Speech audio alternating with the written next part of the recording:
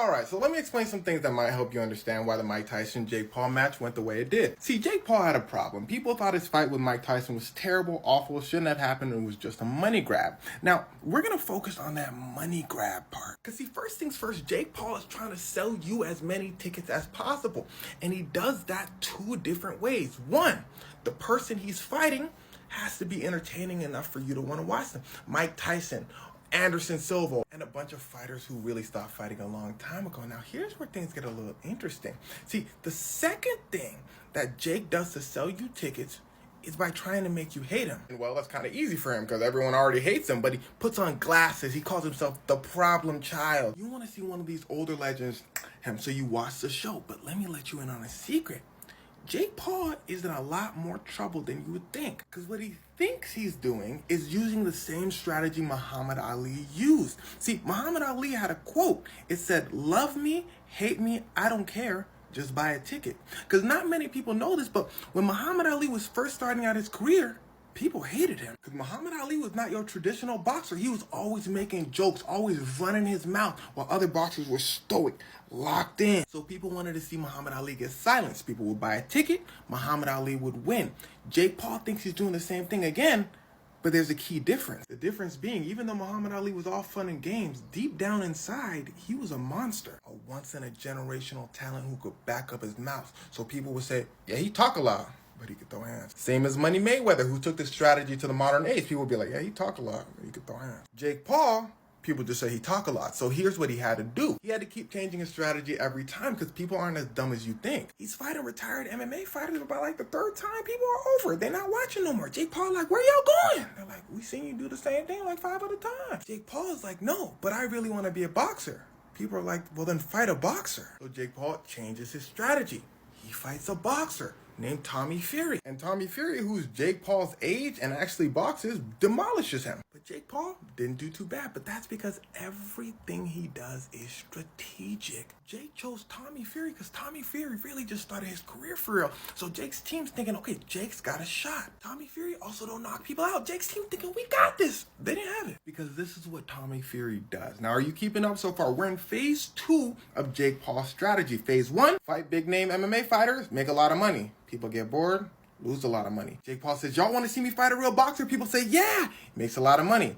He loses, people are like, oh no, Jake can't box. We don't want to see it again. That's where Muhammad Ali and Mayweather were different. They can box, so people are like, okay, we can keep watching them. Jake Paul has to do something, and here's where it starts to get wicked. He says, well, what about Mike Tyson? It's the perfect plan, because it's Mike Tyson, the baddest man on the planet. Kids, let me tell you something. If anybody ever looks at you like this, walk away.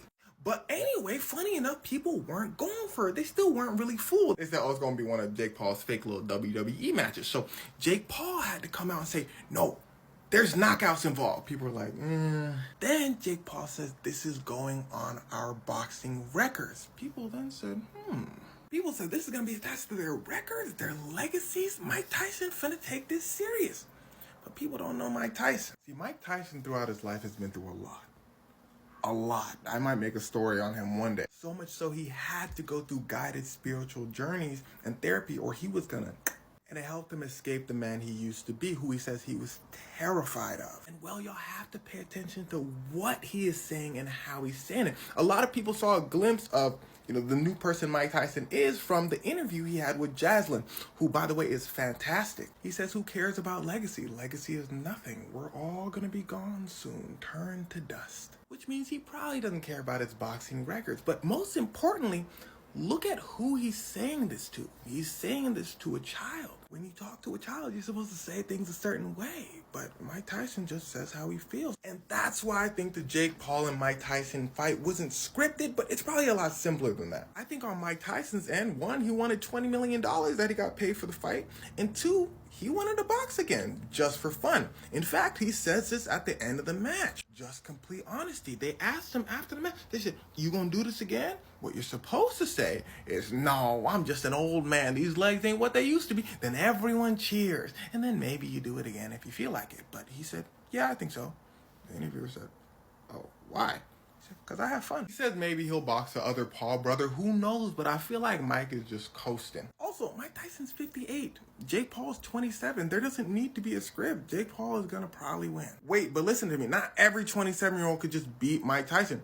Jake Paul is not that bad of a boxer. Again, he's probably not going to beat boxers that really do that and are his age, but an older retired boxer with an injured leg, probably. Jake Paul's also not dumb enough to knock out Mike Tyson or even hurt Mike Tyson. If Jake Paul did that, his career would have been over. And that's why for the last few rounds, Jake Paul didn't really swing. He thought Mike Tyson was tired. He was like, all right. And really, it's a win for Mike, and actually not as big as a win for Jake as you would think. Yeah, he made a lot of money doing this, but money isn't everything. He can't do this again. People will not be fooled again. Next time he gets in the ring, he gotta fight. Because if he don't throw hands with a boxer his age, he gotta challenge Kamala Harris. Because ain't nobody watching it. And he says from the bottom of his heart, he wants to be taken seriously as a boxer. And he wants to become world champion. But he not like this guy. Remember what we talked about earlier, kids? You see those eyes, you walk away. You walk away. You run away. If y'all don't know who this guy is, don't worry.